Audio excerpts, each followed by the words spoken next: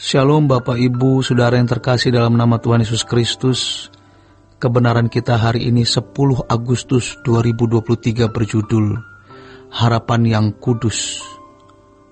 Firman Tuhan mengatakan bahwa harapan itu menguduskan jika kita menaruh harapan pada kemuliaan bersama dengan Tuhan Yesus ketika Tuhan datang yang kedua kali nanti. Harapan seperti itu akan mengkondisikan kita untuk hidup berhati-hati, untuk hidup lebih bersungguh-sungguh. Jadi, selain kita terus mengembangkan kehidupan 24 jam di hadirat Tuhan, kita juga menggerakkan hidup suci, hati-hati dengan perkataan, sikap, perbuatan, dan pikiran kita. Kita angkat hati kita terarah kepada Tuhan, menantikan kedatangan Tuhan Yesus. Jangan kita menganggap ada sesuatu yang lebih membahagiakan kita, lebih dari perjumpaan kita dengan Tuhan Yesus. Siapapun kita, tua, muda, pria, wanita, kita harus mengembangkan di dalam diri kita cinta yang membara kepada Yesus, kepada Tuhan Yesus.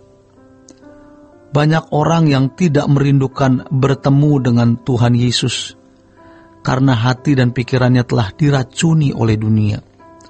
Selera jiwanya dipenuhi dengan kesenangan dunia. Kita juga pernah melewati tahun-tahun di mana kita tidak sungguh-sungguh rindu bertemu dengan Tuhan Yesus. Walaupun kita adalah seorang pendeta, dosen STT, aktivis, sekarang pun kita belum sempurna, tetapi kerinduan untuk bertemu dengan Tuhan mulai bersemi di hati kita. Pengharapan kebahagiaan kita hanya itu.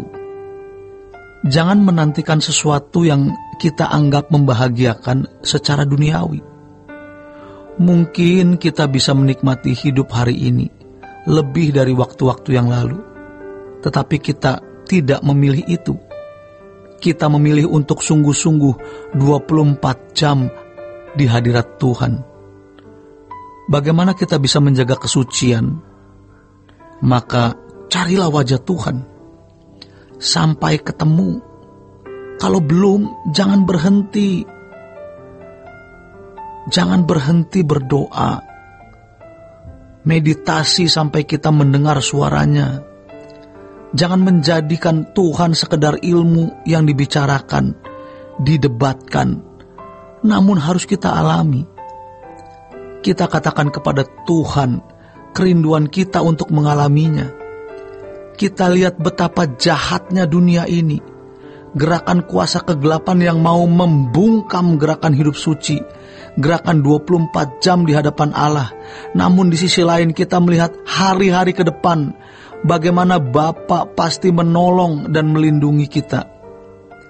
Tidak usah membalas kejahatan dengan kejahatan, tapi kita akan buktikan bahwa gerakan 24 jam di hadapan Tuhan bukan gerakan untuk menutup-nutupi dosa, bukan gerakan untuk menjaga kontroversial atau mencari perhatian. Maka kita harus menggandakan pencarian kita akan Allah, supaya kelihatan bahwa ada gerakan sorgawi yang sedang menuju Kanaan. Kanaan sorgawi. Kita harus berani meninggalkan kewajaran hidup. Jangan takut. Kalau kita menaruh pengharapan untuk bertemu Tuhan Yesus, maka ucapan berkemas-kemas betul-betul kita wujudkan dalam tindakan. Bahkan kita sedang menuju langit baru, bumi baru. Kita tidak akan pusing nama baik kita dirusak. Dengan keadaan apapun yang kita alami, kita merindukan bertemu dengan Tuhan. Namun satu hal harus kita perhatikan, yaitu ketika kita bertemu dengan Tuhan Yesus. Pertanyaan Tuhan Yesus kepada kita adalah, apakah kamu mengenakan hidupku? Tuhan pasti yang paling tahu apakah kita sudah mengenakan hidupnya atau belum. Betapa takutnya kita jika kita tidak mengenakan hidupnya. Tidak ada hal yang lebih memuaskan hati Bapa dan Tuhan Yesus kecuali ini, mengenakan hidupnya. Dan kalau kita sungguh-sungguh mengenakan hidup Yesus, otomatis kita akan merindukan bertemu dengan Tuhan. Dan itu adalah sikap berkemas-kemas. Jangan bermental blok dengan asumsi bahwa suci itu tidak bisa dan sempurna itu tidak mungkin. Alkitab yang bicara, kamu harus sempurna seperti Bapa. Artinya segala sesuatu yang kita lakukan tidak meleset, persis seperti yang Allah kehendaki. Kita benar-benar bisa hidup sesuai dengan keinginan Allah, senekat-nekatnya, namun bukan munafik. Melihat dunia yang semakin rusak ini, kita harus memisahkan diri dan meninggalkan kewajaran hidup agar kita punya gaya hidup yang berbeda dan orang melihat kita sedang berkemas-kemas.